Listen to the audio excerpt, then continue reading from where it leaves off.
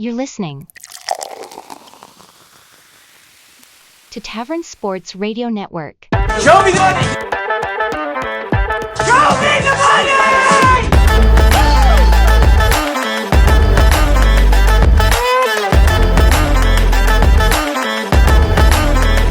Show me the money! Welcome to the 71st episode of the Show Me the Money podcast, brought to you by Tavern Sports. Welcome in today, fellas.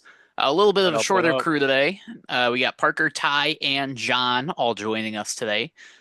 Quick look at the Lock of the Week standings. We only got 2 more weeks, so it's a tight race right now between the top leaders. So Clark up there at the top at 13-8. Parker just behind him, 13-9. I'm behind both of you guys. I'm 12-9. Josh 12-10. And then we have 3 others below 500. John just barely trailing, 9-11, man. So John will have the opportunity to get back up to 500. Cole's at 9-10, and then Tyler 7-15. So yet again, another loss on the books for Ty. But I have 4 losses in a row, by the way.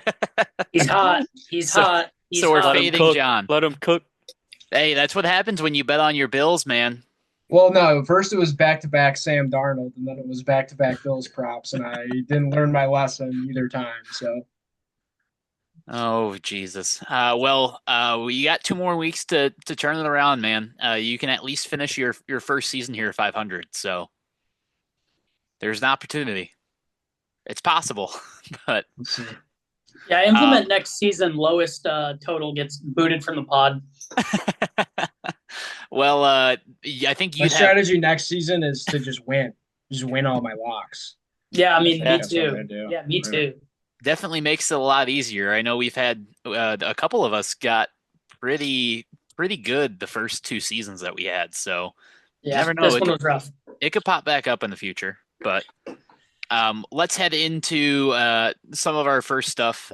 We'll quickly talk about NFL, just Super Bowl being next week. So next week's episode, we're only going to do Super Bowl talk. It's going to be player lines, game lines, whatever it is that you're looking for. Even the color of the Gatorade, I think we had a 20-minute conversation about last year. So next week is all Super Bowl talk. Don't expect anything else. Somebody else added in a note on here. We can talk about it next week. I want to look into it, but I just wanted to put it in there. No, it's fact, but it is okay. It's fact. Pat Riley, owner of the Miami Heat, owned the right to the 3-peat term. He's copyrighted like 6 or 7 different phrases around 3-peat and makes money off of any merch that is sold. It's 5% of every merch item that is sold with 3-peat on it. He's made money off the Yankees.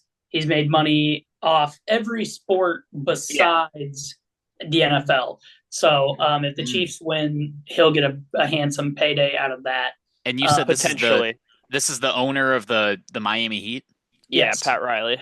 Well, he got this copyrighted in the 1980s, though. Yeah. So Good for him. Big brain. He's going to need it to pay off all of that Jimmy Butler debt he has now. So there you go. Well, let's head into our NCAA basketball talk. We're going to start it off with probably the second biggest game happening this weekend. It's going to be Florida heading into Tennessee to take on the Volunteers. Game's a 4-point spread in favor of Tennessee. So not a big spread in this one. Pretty top teams here. Florida ranked as the number 5, Tennessee ranked as the number 8. Probably a lot of this spread difference is possibly coming from this being a home field advantage for Tennessee, or home court advantage for Tennessee. Yeah, I think it's interesting to talk about here. You said that the AP has Florida at 5 and Tennessee at 8. Ken Pom has them at 4 and 6, so they see each other really similar. But on January 7th, so not even a month ago from when this game's going to tip off, Florida won by 30 points at home. So Tennessee has a revenge angle here where they got absolutely embarrassed on the road against Florida. So I think it's interesting. It's good on good. Florida with the 3rd best offense in the country, according to Ken Pom. Tennessee with the 2nd best defense in the country. It's really going to come down to who is able to win on their weak sides. And weak is really a bad term for it, as Florida has the 16th best defense and the 34th best offense for Tennessee.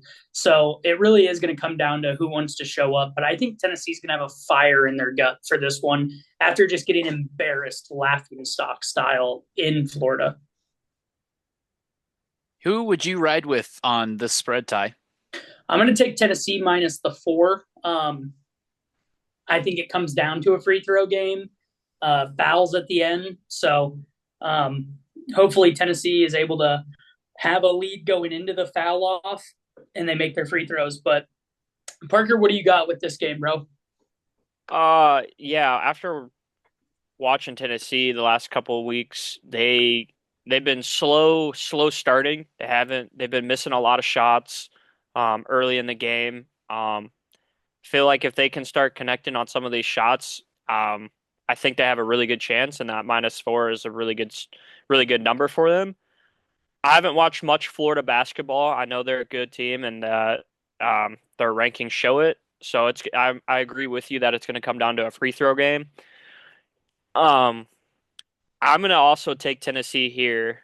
I just like the way they've been playing. I know they've been playing slower, but I think they got the right things going, and they still look really good even in those close games. They just have been close because they've been like 1 for 15 in the first half shooting, but then they come back and find a way to win. So I like that. I know Florida's 3-2 in their quad 1 wins, and Tennessee is 5-4. So Tennessee's got a little bit more games there that have been closer and more impactful. So I like Tennessee here. I think I'm going to fight against you guys. I think 30 points is too much. Like, if you told me they won by 15, could lean Tennessee. 30-point difference to me in the last game that they played, too much. I'm going to go with Florida to cover 4 points.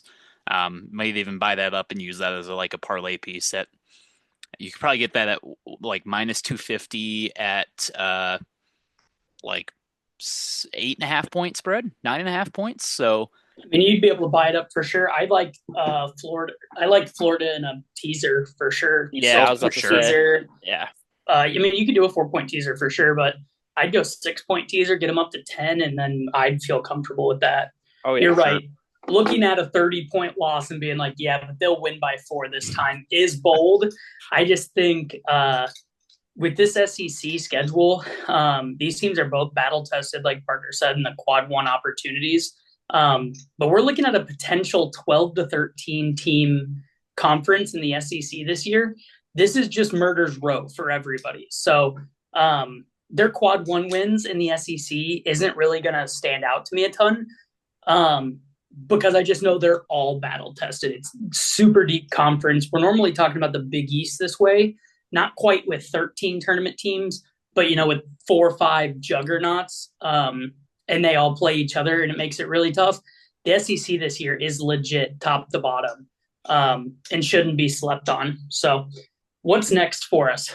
Yeah, we're going to keep it here in the SEC for a couple more games. So we got Mizzou headed into Mississippi State. Mississippi State, a 6.5 point favorite. Mizzou was a team last year that I think they won 1 conference game the entire year. And that was kind of by design. They were really good 2 years ago. They brought in a new coach. They knew that they were going to be really bad last year. So they wanted those guys to develop a little bit, and then they picked up some other guys in the transfer portal as well. But Mizzou's been a solid team this year. They're ranked number 20 in the AP poll. Mississippi State ranked 14, so slightly better there. Mississippi State, again, seeing a little bit of a advantage here with the home field or home court advantage, 6.5 point favorites. So this is going to be a really good one. I think Mizzou has a good chance to cover here. See, I'm going to actually be against you, Ethan. Kind of a get-right spot for Mississippi State. They just played on Wednesday, Alabama at home, and lost by 4. Granted, that Alabama team is lights out right now. They play at a ridiculous pace. But Mississippi State, I feel like home court, you got to protect it. They went on the road last Saturday, won at South Carolina in overtime. So played two really close games back to back here. And I'm not saying Missouri is a slouch by any means. Like you said, they're ranked. They're the 30th best team according to Ken Palm, 23rd best offense, 56th best defense. But I think Mississippi State needs to attack here while they can. Going into a pretty rough February slate. They have Missouri, they have Georgia on the road. They host Florida. They have the basketball version of the Egg Bowl coming up right after Valentine's Day. So pretty big tournament, SEC tournament seeding game here for Mississippi State. I don't know about 7 points. I think Mizzou could cover, but I definitely think Mississippi State wins. I would agree with you, Ty. I think this is a get-right game for Mississippi State. They need to come out firing, but I do think Mizzou covers as well here. But I like Mississippi State winning. Like you said, losing 4 points to Alabama, I think they battled there, and that's a hard loss to come by. And I think if they can get right here, this is a big opportunity before they get into the meat of their schedule here. Yeah, it's Josh Hubbard in that game for Mississippi State put up 38. So if he can stay hot in this one, then it could potentially lead to a runaway. But I think Mississippi State, they're playing good ball. I don't know. We just talked about a 6-point teaser with Florida. I'd love a 6-point teaser on Mississippi State and drag them down to a money line play as well. Wouldn't be bad. I think it's worth noting Mizzou's 3-4 in their 7 quad 1 appearances, and Mississippi State 4-4 in their 8. But again, similar to Florida and Tennessee, it's just the SEC. They're pretty much all quad 1 opportunities, and it's just a bloodbath. So, is that everybody good with that one? Yeah, I think so. Let's keep it in the SEC. We got one more game kind of listed right away. We've got Auburn against Ole Miss, this one taking place in Mississippi. 5.5-point spread. Auburn the favorite in this one, however. They're still ranked the number 1 team in the country, at least on the AP polls. Ole Miss ranked number 23. Is Auburn still that kind of, I don't want to say destiny team because they haven't felt like that, but they have been probably the best team. They're a juggernaut, no doubt about it. This team is super old. We talked about it a couple of weeks ago, I think. Just seniors in the lineup, top to bottom. For Bruce Pearl, this really is like make or break. I'm not saying he's on the hot seat for his job, but like especially in this year of college basketball where there has been a lot of parity, Auburn's been rock steady. So I think coming off of a road win at LSU on Wednesday, they won that by 13. They had a dogfight last Saturday against Tennessee at home. They did win that one by 2. Tennessee, I believe, did cover that game. So going to be an interesting one, but I think Auburn rolls here and just keeps it going. It's not great taking, in the SEC, it's usually like stick with the home team, as they all pretty much do a good job defending home court.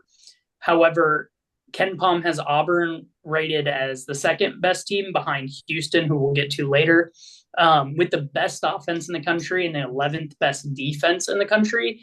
And that's going up against Ole Miss's 46th best offense and 10th best defense. So Auburn clear has an advantage here. Janai Broome is back. He's healthy. He got 26 and 16 rebounds in that win over LSU. Not to call LSU a bottom feeder by any means, but they are one of the bottom feeders of the SEC. So they really did handle business there like they should have.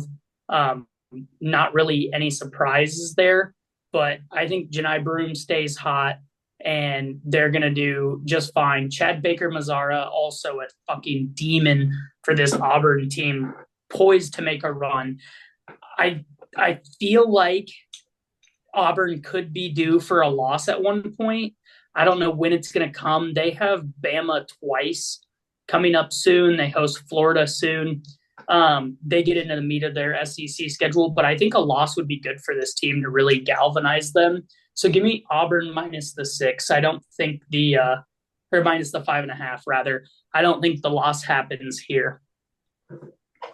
I'm with you, Ty. I don't see Auburn losing this one. I think that there are opportunities in the future, and like you mentioned, they've got Bama twice. That's a deadly team that they could drop 1-2 at some point. So having them twice in the future is going to be tough. So I'm with you. Give me Auburn minus 5.5 against Ole Miss on this one. Yeah, I'm gonna agree with you, boys. Auburn's been playing great basketball. They're 12-1 in their quad one wins. I mean, they're finding ways to win game even when they aren't shooting the greatest. They're still pulling out ways to win on those close battles. I like their coach. What's his name, Tyler? Bruce Pearl. Yeah, I like him. I like his style. He's on them, and he's on those. He gets those boys riled up. I do agree with you. I could see an Auburn loss in the future, but I don't think it comes to Ole Miss. They're coming off just a close win earlier this week. They're 4-5 in their quad one wins. But yeah, give me Auburn minus 5.5. I think that should be a no-brainer there.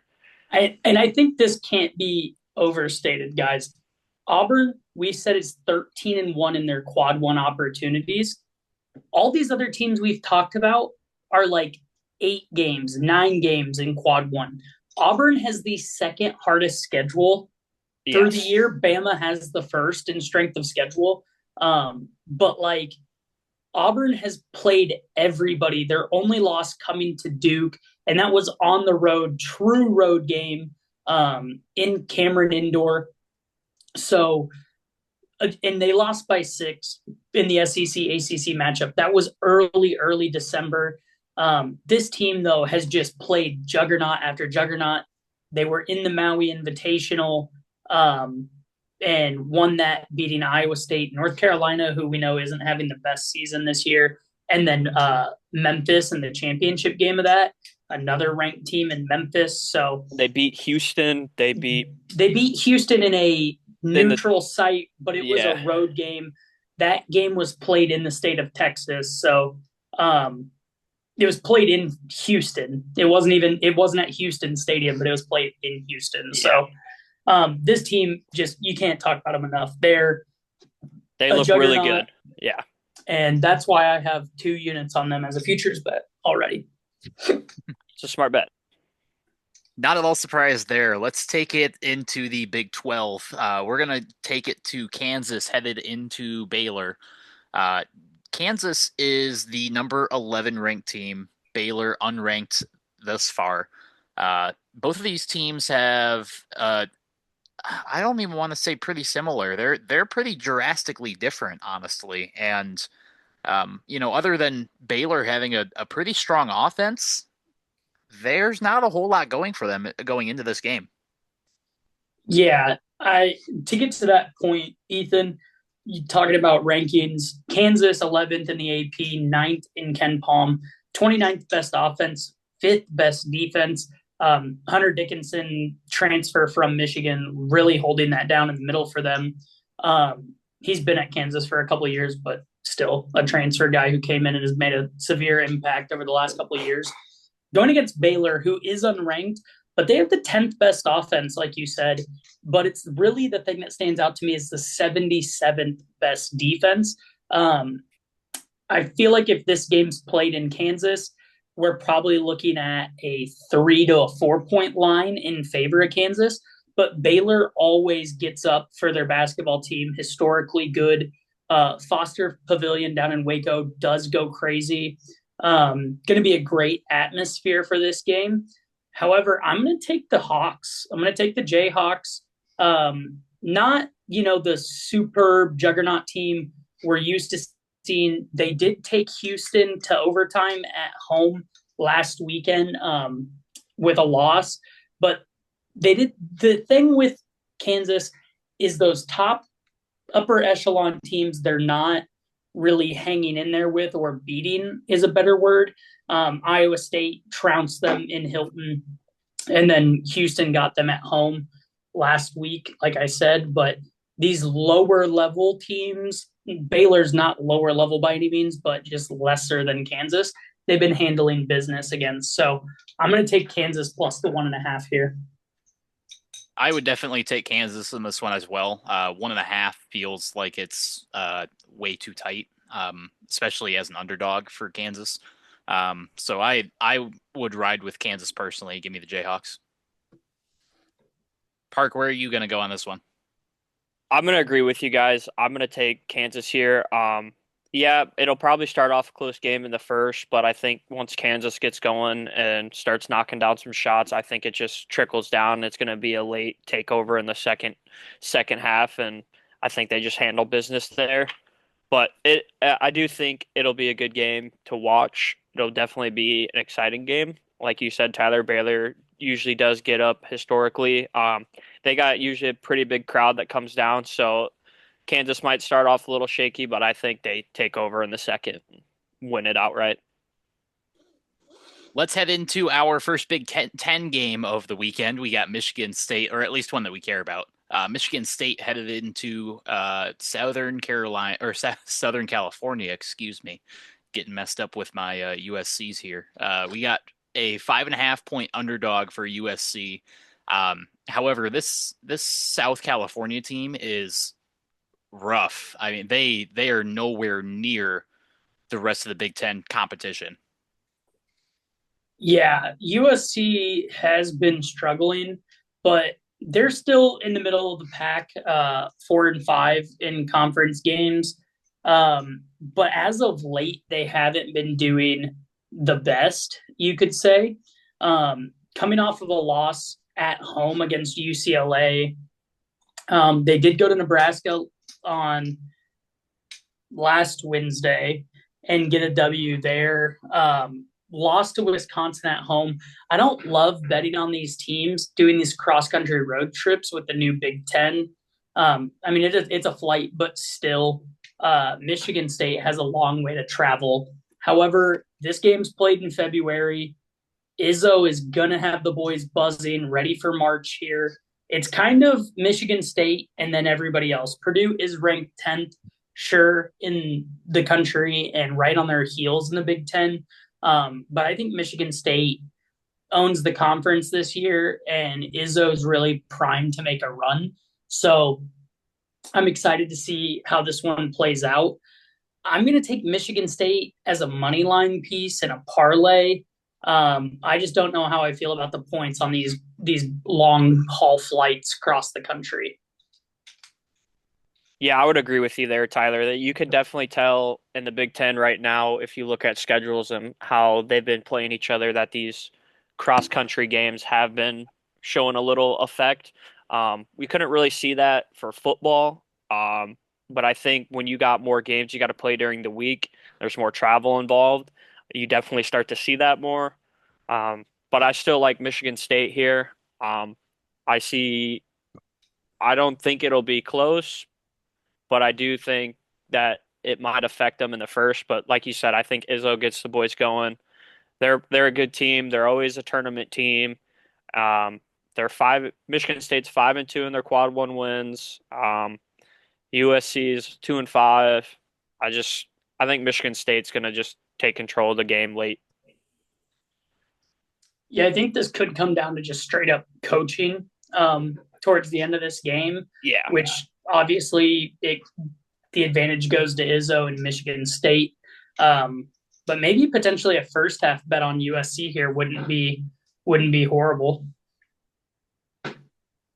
I personally am going to stay away from anything USC related in this game. I would take Michigan State pretty much every aspect. I think that they are a much, much better team. May have to revisit that one later, if you know what I mean. Yeah, USC has been weird. We talked about the cross-country road trips, but we should mention this. Michigan flew cross-country to USC, beat USC. USC goes cross-country to Illinois, ranked Illinois, wins by 10. Iowa travels cross-country, gets smoked by USC. Wisconsin comes across country, wins by 15 at USC. USC takes the flight to Nebraska, wins by 5, and then they just played the crosstown rivalry against UCLA and lost at home. That one didn't have travel implications. But USC is almost the only team that's doing this shit across the country and winning on the road and losing at home. It's really, really weird to see. I don't know. Ken Pom has Michigan State better in every statistical category by a landslide. You'd think Michigan State runs away with it. Hell, another great 6-point teaser team here. All of these teams on here have been, but let's jump back into the Big 12 and let's talk Texas Tech, who's ranked 22nd, going down into Houston, who is 6th in the AP poll, but 1st in Ken Pom's rankings. Houston favored by 9.5 in this matchup. They have the 8th best offense, 1st overall defense. They play at a notoriously slow pace. Everybody knows you're not getting a ton of shots up against Houston, so you better be effective with the ones you do. So what do you feel about this game, Ethan? Do you have any thoughts?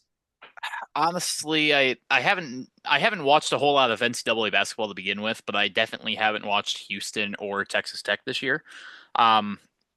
Typically, Houston is one of those teams that at the end of the year, everybody's so high on them. And last year was probably like the first year it felt like we actually saw them do something in the postseason, or in March Madness. It just feels like every year they would get there as like one of the top ranked teams and then lose in the Sweet 16. Last year, did they make it deep into the postseason? Am I thinking they lost first round now? Who, Houston? Houston.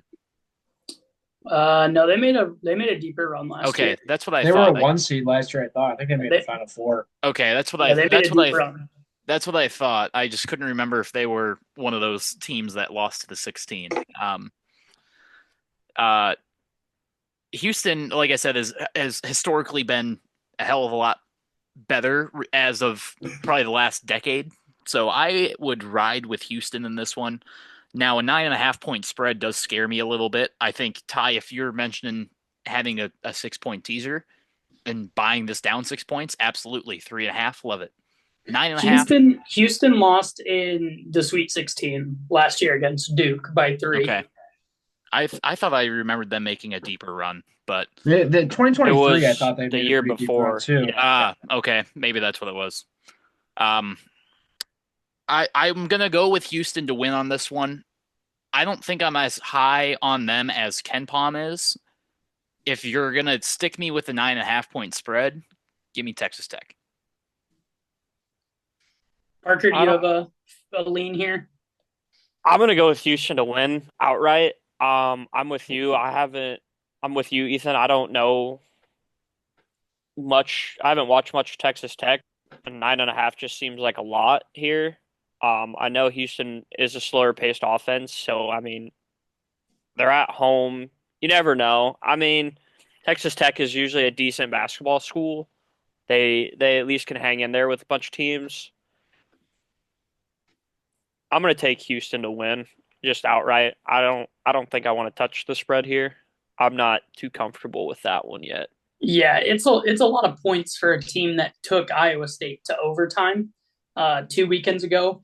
Granted, that was a home game for Texas Tech, but this team's been known to fill it up at times. They've played a couple lower scoring games, but Houston is just way, way down there as far as tempo goes. So I don't know how they're going to feel with that really short long possession from Houston. Just grind it out. You're not going to get a ton of shots up.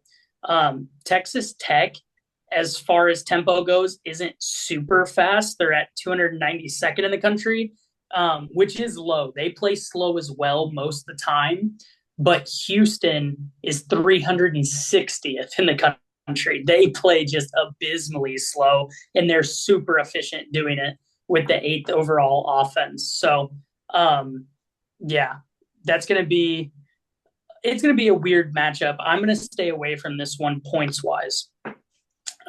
Let's go into a little bit of Big East before we run into the best matchup of the weekend.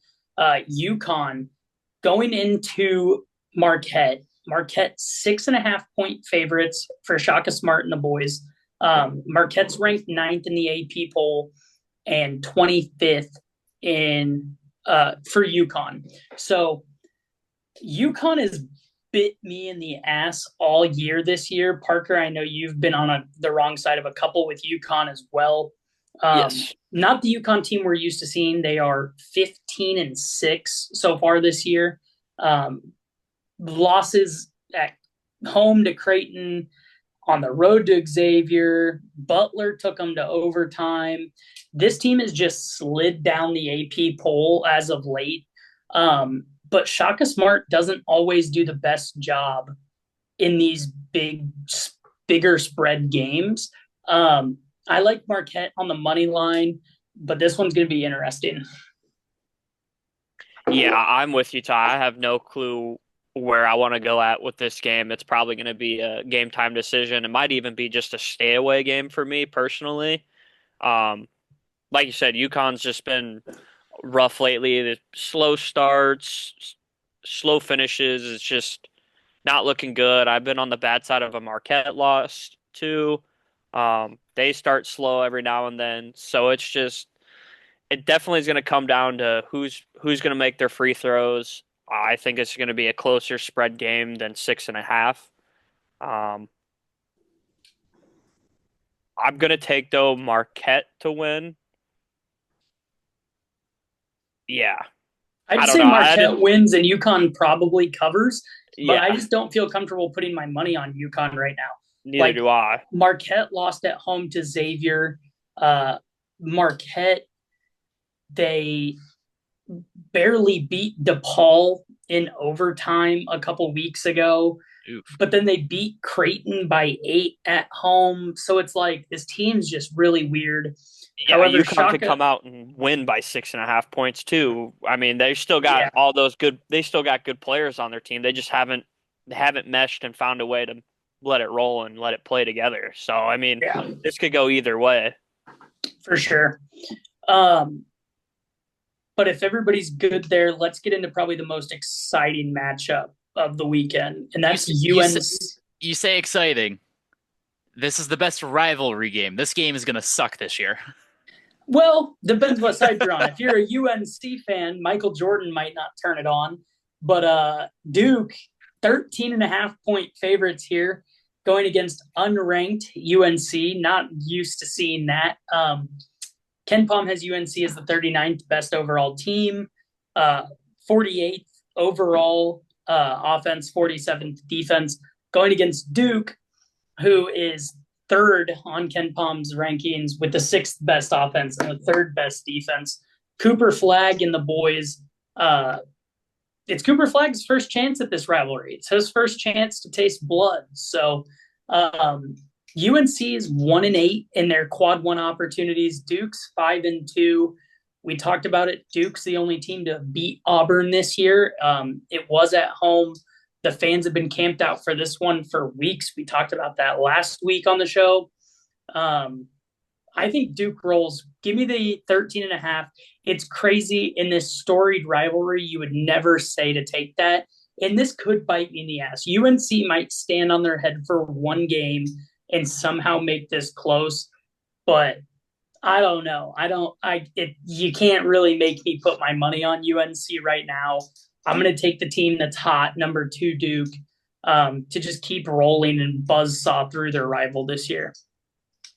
Yeah, I agree. I think not just I think. I mean, it's statistically proven at this point. Duke is 13.5 points better than this UNC team. This UNC team sucks. And it's unfortunate to say that like the game is going to be not less popular because it's not going to be. It's just not the. It's like the Yankees facing the Red Sox a couple of years ago. Like the rivalry is just not good right now because one of the teams is in a bad spot. So it will pick back up in the future. I have no doubt about that. UNC is still going to recruit basketball legends. So give me Duke this time around. Yeah, I'm gonna agree with both of you guys.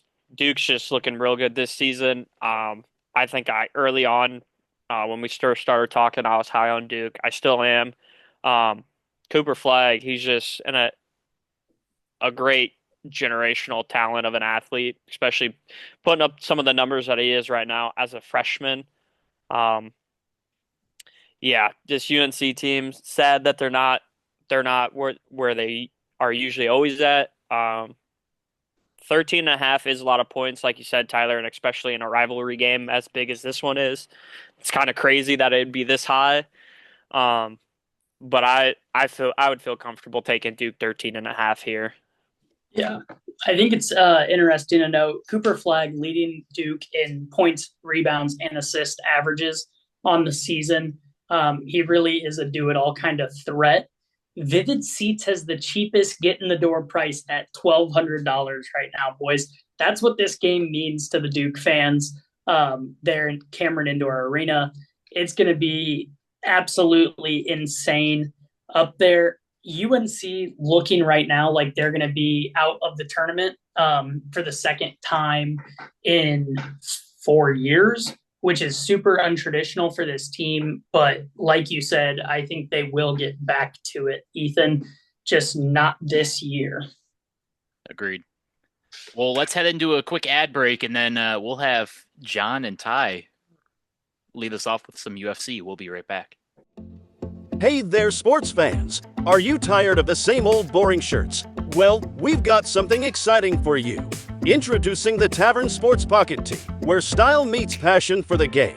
Whether you're a diehard fan or just like the environment, Tavern Sports has got you covered, literally. The best part, because you're listening to Show Me the Money, you can use the code $$ to get 15% off today. So what are you waiting for? Head over to tavern-sports.square.site right now and elevate your game day experience. Tavern Sports. Beer, betting, sports. And welcome back to the Show Me the Money podcast. We are back with some UFC talk. I know Ty and John usually do quite a bit of research, and Parker sometimes likes to join in with these guys as well. So we have the good trio here for some UFC talk real quick. But John, welcome back, sir. I know that you missed last week. You're still getting over a little bit of a flu from watching the Bills win 2 weeks ago and then watching them lose last week. So. Yep, couldn't get up for it last week either. It's tough. Couldn't scream, couldn't jump around. It's probably why they lost, to be honest. Yeah, it's your fault. It's probably all my fucking fault. I did see though, Josh Allen broke his hand right before halftime, throwing hand. So that made me feel a little better. He's got a cast. Guy can't usually plays in that Pebble Beach Open or Pro-Am, and he's sitting out this year. So it's a real hand injury. Disappointing. Gave us Bills fans an excuse, at least. I started sleeping once I saw that. There you go. But all right, let's get into some fucking UFC. Enough of UFC Fight Night, Saudi Arabia. Tears. Yeah, John. What time does this fight start here in the US? So this is starting for me at 9:00 Eastern. So 8 Central. Wow. 8 a.m. baby. That's fucked up, man. This is the best. It's the best. But Tyler, I know you tend to dig into the prelims a little more than I do. Yeah, for sure. I've got a couple this week. I don't know. Did you have anything for the first fight of the night? Hamdi Abdel Wahab. Hamdi Abdul Wahab. He is minus 120 on the money line. He's an Egyptian. He's coming off of a suspension for PEDs. Going to be interesting to see what his body looks like in this one. Both these guys, him and Jamal Pogues, pushing that heavyweight limit to the fucking extreme.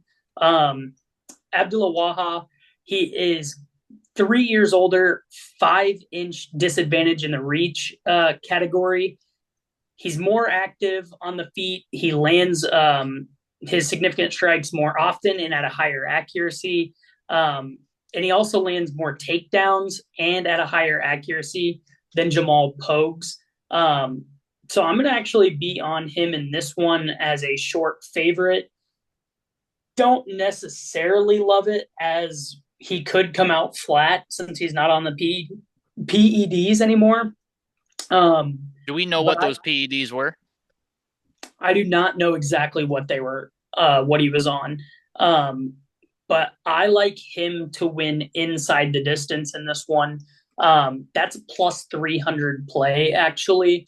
I don't know if it's going to be a ground and pound. I don't know if it'll be a KO or a submission, but I like him to win inside the distance here at plus 300, but I just like him on the money line as well. So here's my thought with this one, and I didn't do too much research.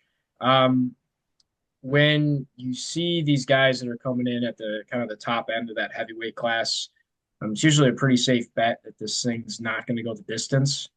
I don't know what that. It's probably the over under on this is probably I don't know half a round or 1.5 rounds. But I did see that 2.5 really juice it's to the 2.5. over. Juice to the Holy over. shit! I might be on that under 2.5. Write that down. But no. So my one takeaway from this one was this Hamdy fella. I just noticed he's a favorite and he hasn't fought since 2022. Yes, So coming off that suspension. So when I see a close line like that with a guy who's been, laid off for 2.5 years, I'm tending to lean underdog. But now that I know that your over under is 2.5, I'm probably taking that under. Yeah, that's why the inside the distance is plus 300 for Hamdy. I don't think you're wrong here, John, at all in taking the underdog coming off of the suspension. We're not going to necessarily know what he looks like. All of the fight camp stuff, he's wearing a shirt, so I can't tell how much his body has really changed. Could not go well for me here potentially going up against Jamal Pogue. So what do you have? You really want to see this guy's body? I do want to see this guy's body. I've got a craving for his body. Flip it. Oh. I didn't have anything on the next one. No, Bogdan Grad, Lucas Yes. Alexander. Other than it's just another super close line on these early prelims, which you usually don't see too often. Yeah, super close line. Looking at this fight, god dang it, who is it? I don't think it's Grad. I think it's it's Lucas Alexander is coming off of a contender series. He was a Dana White contender series winner. He lost that fight. He also lost his debut after that in the UFC. However, he won both of them. Who's this now? This is Lucas Alexander. You're not thinking of Khan Offley? Am I a fight ahead? Am I a fight ahead here, buddy? I think you're a fight ahead here. Shit. Okay. I don't think this guy's yeah, you're good. My bad. I was a fight ahead there. For whatever reason, ESPN doesn't have this Bogdan Grad and Lucas Alexander fight on there. So I was looking at one on the sports book and Offley on the next one on ESPN. So that's my apologies. I hate this fight. I have no notes on it. Okay. Yeah, I did have some stuff for the Muhammad Naimov versus Khan Offley. You're right about Offley. I actually like watching The Ultimate Fighter. I thought he was the best fighter on the show. Like he ran through his first two opponents and then he just completely shit the bed in the finale. He looked so nervous. He looked so off. He could not get anything going. I don't think he's terrible value at plus 265. I just don't know what Offley you're going to get. Yeah, that's a good question. And you're right. It's like, how serious did you take the training? How serious were you in your preparations for this fight? And I wouldn't want to touch this one if it were me personally. I'd stay away from it. All right. What's next? I'm all flipped around. We have Juno Vicious against Myra Bruno Silva. Something about this fight that I found interesting. Juno she's a favorite, and she's like a minus 260 to 265. Sorry, Jasmine. Her nickname is Juno. I'm on Tapology as well. Anyway, She's minus 260. Myra Bruna Silva here is cutting 10 extra pounds since the last time we saw her, and her gas tank ran out on her in her last fight. Still, and also a 5-minute round situation. So, her having to cut an extra 10 pounds here to get down to flyweight is something that I take heavily here. I don't think the cardio is going to be there. I think the weight cut's going to suck it out of her. She's the younger fighter, Bruna Silva is the younger fighter, but she has less reach advantage. She is more active on her feet. However, Jasuda Vicious is better on the ground. So I like this one to end inside the distance. But I also like Jasmine on the money line at the minus 260 range in a parlay. I like Jasmine as well here. The extra weight cutting is definitely significant. One thing worth noting, Bueno Silva, her last two fights, I think she fought Raquel Pennington in a title fight, and Brandon then Gas in that one as well. And then it went the distance. 5 rounds with the distance. I know, but she watching that fight just looked dog tired at the end of it. And then Macy Chiasson. I think both of those, women are better fighters than this Jasuda Vicious person. But no, I'm with you. I think the weight cut will be too much, and I like Jasmine here. I think this one probably goes a distance. It's 3 rounds.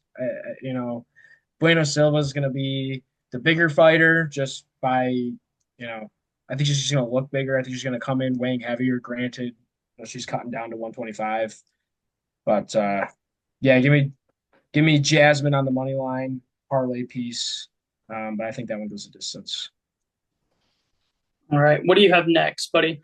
Next one, I have Terrence McKinney versus Damir Hadzovic. So McKinney's a huge favorite, minus 725. I like both of his props. So he's plus 150 to get a knockout. He's plus 100 by submission, which I thought was interesting. I had to go back and kind of look at his fight history. He does have a couple submission wins. This guy is fighting. I don't believe he has a knockout loss in the UFC. That could be wrong. No, his debut was a knockout loss back in 2016. So the guy hasn't been knocked out since 2016. I don't really know what his ground game is. He doesn't shoot very many takedowns, it looks like. I think McKinney gets it done here. He's a minus 725 favorite. I think your best bet is to pick either one of those two method of victories and sweat this one out. Yeah. This fight, definitely McKinney, this is a doormat fight for him here.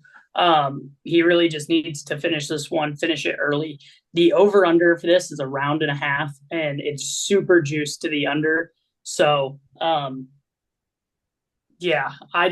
McKinney inside the distance, however the fuck you want him. Double chance is still probably minus 500. Yeah, it's minus 400 double chance. Yeah, so should just be an absolute smacking for him here. But do you have any more undercard? I do not have anything else on the undercard. No. Okay, I'm good with you there. So let's jump into the main card here. Okay. Where do you want to start out? I don't have anything for this Faris Zion versus Mike Davis. I don't know if you do. I don't. No. The first one I have on the main card is Said Nurmagomedov versus Vinicius Oliveira. Yep.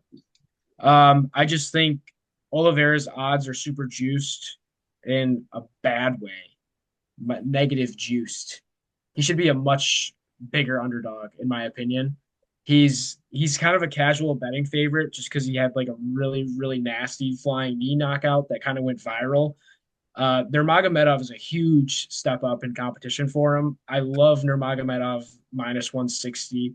One weird thing about Nurmagomedov is he doesn't shoot a lot of takedowns. Yes, but he has a ton of wins by submission. He's not the traditional Dagestani where he's just wrestling you the entire time. He's a tag him and bag him kind of guy. Yeah. And I love that he is only minus 160 here. Yeah, he's got, I mean, three of his wins in the UFC, I guess one, two, three of his last five fights he won by submission. And it's hard to do that when you're shooting one takedown per fight. So he's, I mean, he might just drop guys and just kind of pounce on them and get those last minute subs, but he's plus 330 by submission, which I thought was interesting because Oliveira, if you look at his fight history in the UFC, all of his fights are wins by knockout. I don't believe he has some as a submission win in the UFC. He has a couple in his career, but none in the UFC. Give me Nurmagomedov money line minus 160. I have it. I think that's great value. I wish it was minus 150.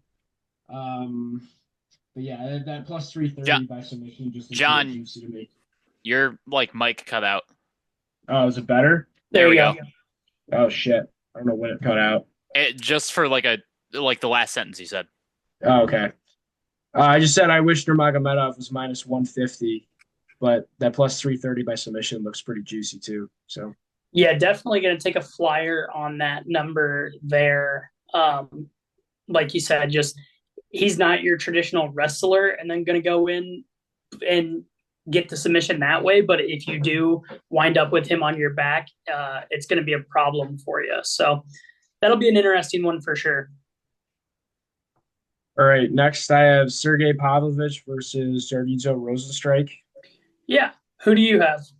I think Pavlovich gets a knockout. I think he gets back in the win column here. There's absolutely no value for this. He's a minus 300 favorite. I think he's minus 200 by knockout.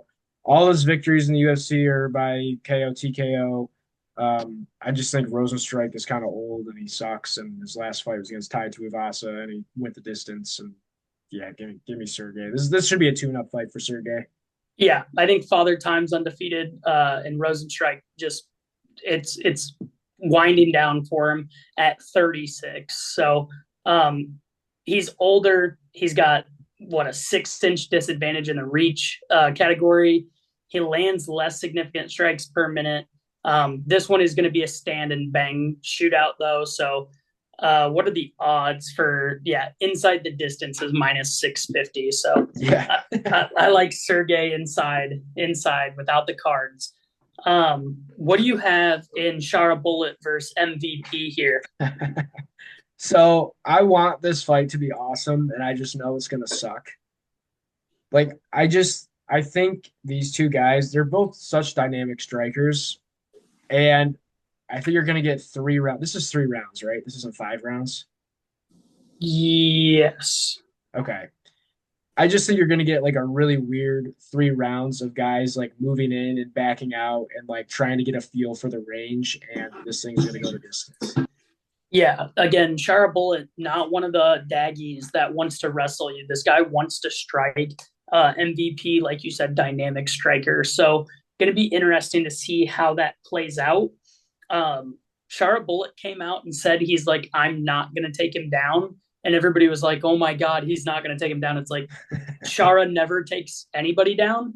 Just because he's Magomedov doesn't mean he's just a wrestler. Like this guy is nasty on the feet.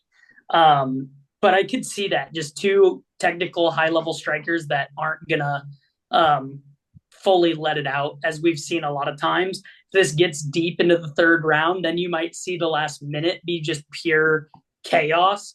Trying to get a finish, but I think the rest of this time it's going to be a positioning battle. It's going to be good on good here on the feet for the majority of the event. Yeah, it's over under on this one's 2.5. For this thing to go the distance is minus 200. What I actually like in this one, and just with MVP being so fast and kind of hard to figure out, Michael Venom Page by decision is plus 275. Which I think is very good value. I just think Shara, like you saw it with when MVP fought Kevin Holland. I can't remember if MVP, I think he closed a slight favorite, but it was just 3 rounds of him just frustrating Kevin Holland with his speed and movement. Yeah.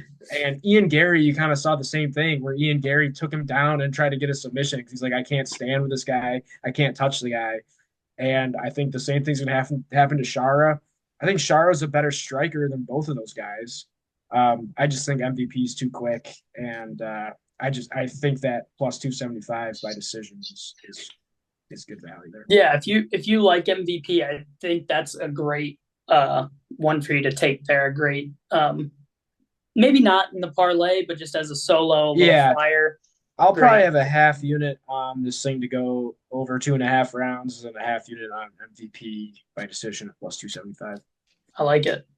Let's get into the main event, the only 5-round fight on the card.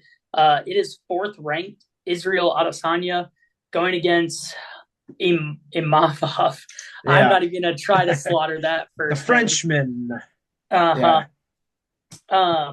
Worth noting, Izzy, prolific striker, but he is 6 years older. He has a 5-inch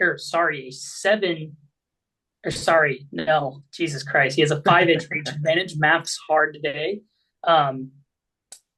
Imavov lands strikes more, and he's more accurate landing them. Neither of these guys are really crazy on the takedowns, but even that is still an advantage towards Imavov. I don't necessarily have a pick here in this fight that I love, John. You could sway me either way. I just think this one goes to the cards. I think this one goes to the cards as well. It's over-under is 4.5 rounds. For this thing to go to decision is minus 185.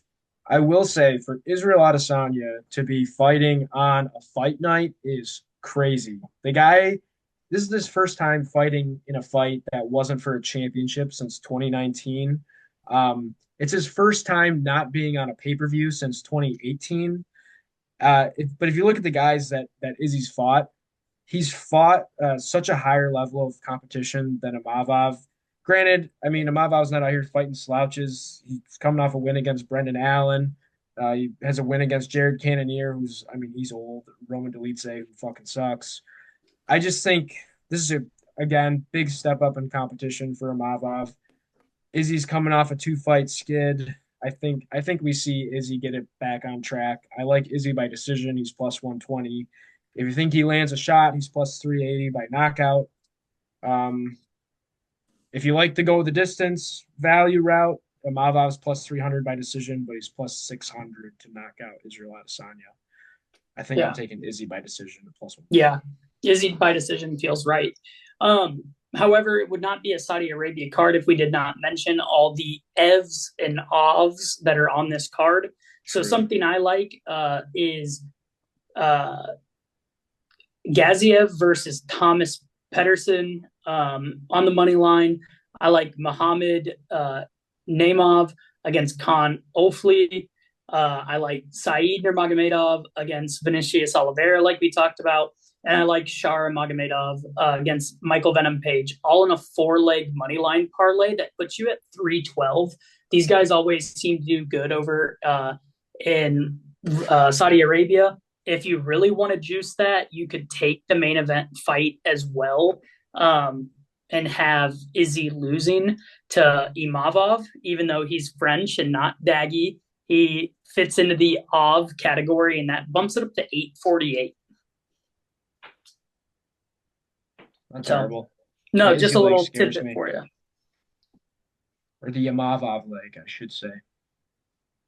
Yeah, I think the other 4 at plus 300 is not bad. You have two favorites over the 300 line in there, so feels right, feels good. But I know something else that feels right and feels good, guys, and that's our lock of the weeks. So where are we going with this one? For the gents that aren't here today, what do we have, Ethan?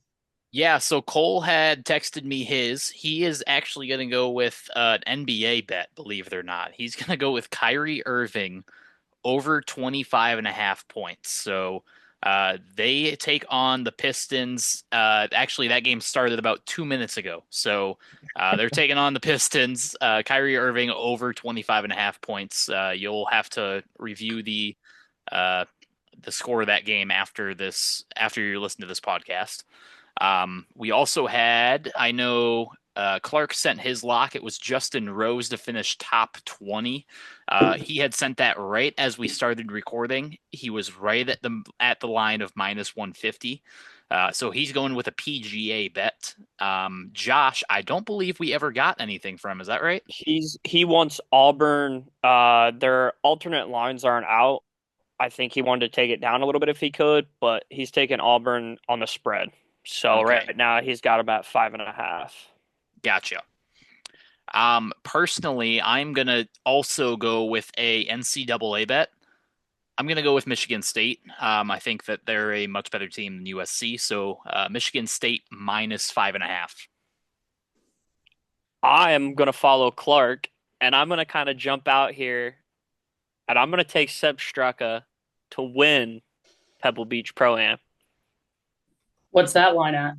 Plus 300. He's leading the field at 14 under today after day 2. So they got tomorrow, and then the championship is on Sunday. I like it. John, where are you going this week? I'm going to go with Israel Adesanya by decision plus 120. I like it.